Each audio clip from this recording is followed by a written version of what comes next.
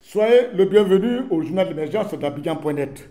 Eh bien, je profite de l'occasion pour saluer mon ami Ignace Toyi, qui est au Togo, le petit frère d'effort, et puis dire encore peu togolais que vous avez mon soutien, toute la Côte d'Ivoire vous soutient, et que tout ce qui va se passer au Togo, vous devez trouver la solution dans la tranquillité et dans la paix.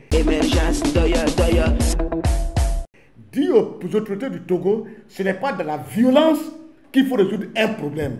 Parce que quand vous pensez que, en faisant toujours taire, museler le peuple togolais, en les effrayant avec des armes, les chicotes, avec la prison, vous allez les faire taire. Parce que quand quelqu'un est très étouffé, il s'en fout de la mort. C'est compris? Allons doucement avec le peuple togolais qui souffre beaucoup.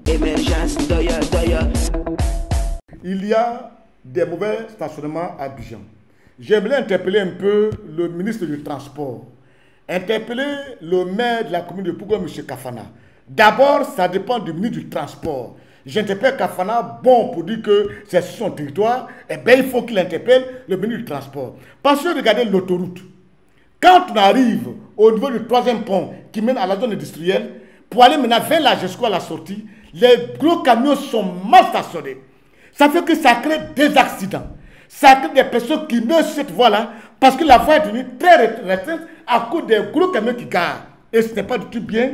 Il faut que le ministre du Transport ordonne qu'on évacue tous ces véhicules-là sous peine d'amende, ou alors le maire doit dire, le maire Kafana, que je connais déjà, qui a déjà eu une réaction vis-à-vis des gros camions qui gardaient auprès du CHU, il a eu une réaction, il a tout dégagé tous ces camions-là, et aller aussi dégager ces véhicules, ces gros camions qui sont vers la GESCO, qui rétrécit l'autoroute, la voie, et qui fait qu'il y a des dangers pendant que les véhicules font des dépassements, et il y a mort d'homme. Il faut qu'on les interpelle.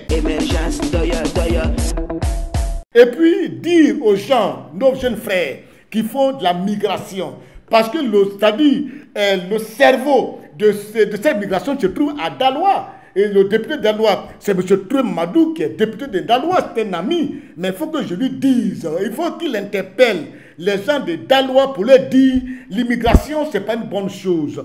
Parce que je ne peux pas concevoir que ce soit à Daloa qu'il y ait un réseau installé qui fait partie des gens à Libye et les fait tuer, les fait vendre. Le problème des migrants, c'est les migrants eux-mêmes. Je ne peux pas accepter que les Africains se vendent eux-mêmes et après accuser les autres. Il faut leur expliquer cela et puis dire aux migrants que ceux qui sont à Paris, ils vous mentent. Ils ne sont pas dans de bonnes conditions. La vie est très difficile. Quand ils viennent ici, ils vous miroitent que ça va à Paris. Mais c'est faux et archi faux. Moi, je vis à Paris. Je vais très souvent à Paris. Je vous jure sincèrement, au nom de tout ce qui m'est cher, je n'envierai jamais à tous ceux qui sont à Paris. Parce que c'est une souffrance qui m'aime. Et comme vous ne le savez pas, vous voulez partir à Paris. La meilleure des choses, quand vous avez 4 millions, investissez en Côte d'Ivoire. La Côte d'Ivoire, c'est un pays qui a de l'avenir. C'est un pays de consommation. La seule chose en Côte d'Ivoire qu'on demande aux autorités de mettre en place, c'est la couverture sociale, la couverture médicale universelle qui peine à être mise en place depuis 10 ans à Alassane Ouattara, sur chef de l'État. Et au pouvoir, il peine à mettre cette politique-là en place, ça fait 10 ans.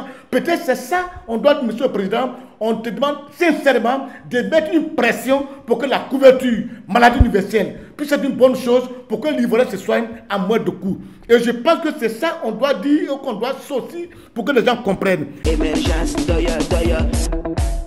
Et puis dire merci à la première dame, Madame Dominique Ouattara, qui a permis au stade de Biakaboda de Gagnoua, qui est une ville bêtée d'ailleurs, il faut que je précise le nom, c'est une ville bêtée, c'est au département de Laurent Gbagbo.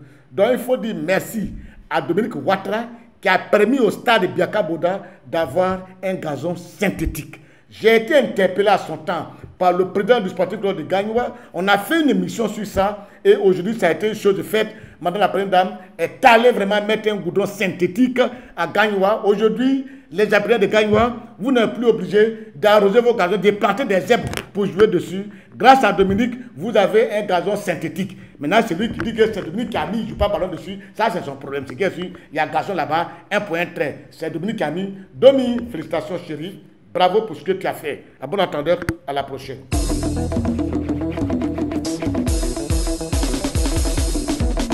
Émergence, doya, émergence, doya, émergence, doya.